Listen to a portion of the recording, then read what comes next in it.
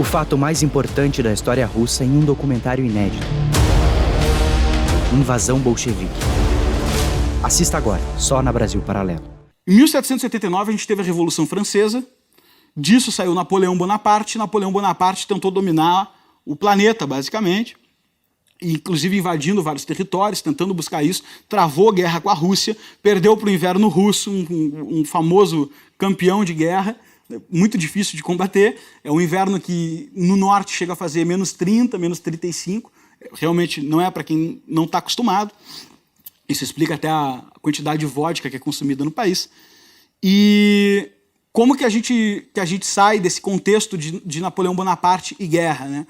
Sai com uma população vitoriosa da Rússia, mas sai também com generais de guerra que tinham percebido o seguinte: eles tinham ido a outros países combater.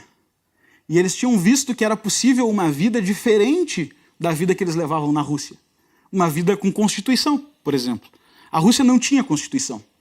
Eu tenho aqui, eu deixei separado aqui num livro, no final eu vou entregar a bibliografia, um dos principais termos que simplificava as leis fundamentais da Rússia.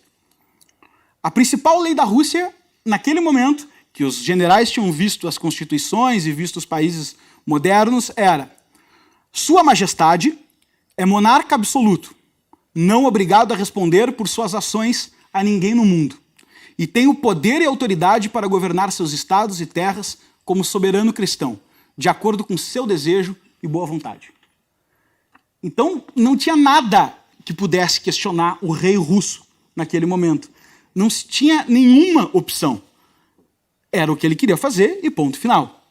Só que nós já tivemos a oportunidade de estudar em várias aulas aqui do Núcleo de Formação que, por mais que tu queira ser um rei absolutista e determinar a vida de todo mundo, sem legitimidade as coisas não andam.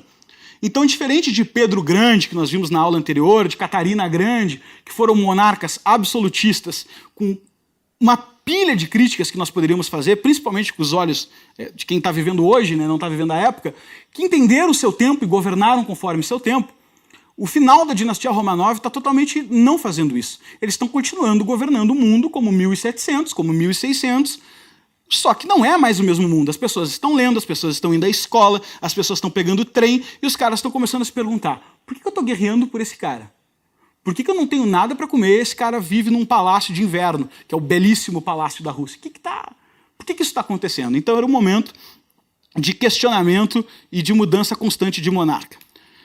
Alexandre II, esse da foto, foi um monarca que começou a compreender isso. Ele viu, pô, se todo mundo está caindo, ninguém está ficando. Estava um Game of Thrones, assim, o embate político da época. Eu vou fazer diferente. E ele estabeleceu um governo, e aqui muito cuidado com a palavra, liberal. Está muito longe do liberalismo que a gente entende hoje, né? Menos Estado, etc. Não. Liberal era simplesmente achar que o rei não podia fazer o que quisesse, né? Era liberal, quer dizer, quero uma constituição, quero regras, quero instituições, quero democracia. Democracia parlamentarista, né? Nem necessariamente para o monarca. Eles queriam manter a família real e muitos embates nas ruas da Rússia, etc., ele entende que esse é o caminho, vou fazer um governo liberal. E ele começa a fazer o governo liberal dele e com um principal lema. O principal lema é: não vai ter mais censura, um incrível caminho para a Rússia, que censurava tudo. A Rússia não podia publicar nada que não passasse pelos órgãos censores. Não vai ter mais censura e nós vamos expandir as escolas. E ele elegeu um secretário para que expandisse as escolas e fizesse isso. Esse cara inaugurou mais de 300 escolas ao longo de 2 décadas e meia de serviço público. E a população russa estava contente, afinal de contas, existia minoria radical, já as ideias de Karl Marx já tinham batido a porta dos russos e já estava o movimento comunista das internacionais socialistas acontecendo, mas parecia ter solução. E a parte moderada, que normalmente tende a ser a maior parte, estava falando: não, vai solucionar, o governo está indo para frente, é normal agora que a partir de agora a gente evolua. Só que a vontade popular, o principal movimento revolucionário da Rússia, assassina esse monarca. E aí a família Romanov faz uma reunião, uma assembleia de família, e fala o seguinte: puta, não está adiantando merda nenhuma. Por que ele morreu? E um homem dentro da família Romanov recomenda o seguinte: ele morreu porque ele foi frouxo. E aí a gente sobe Alexandre III. Alexandre III, então, tem como premissa retroceder todas as reformas liberais. Olhando daqui, parece fácil entender que o problema vai dar. Imagina, tu assinala para a população, não tem mais censura, agora a gente está dando escola para os pobres, e esse cara entra no poder, com a seguinte frase: não é fundamento incentivar as massas e os cossacos para que eles possam se escolarizar e ter a expectativa de ser mais do que já são. É o tipo de proclamação que não pega bem para um cara que está assumindo um país que está cada vez mais nos ventos revolucionários da França de 1789. E ele começa a fechar as escolas que os caras tinham aberto. E ele começa a retroceder na censura e extingue o principal jornal comunista da época e tantos outros jornais também, extingue as atividades universitárias e começa a restringir, restrição total. Não é bem entendido e acontece o seguinte com ele. A população fica louca, principalmente o movimento Vontade Popular. Pergunta: o grupo que tinha assassinado o monarca anterior tinha apoio da população? Não, não tinha. O rei anterior era bem quisto pelo povo.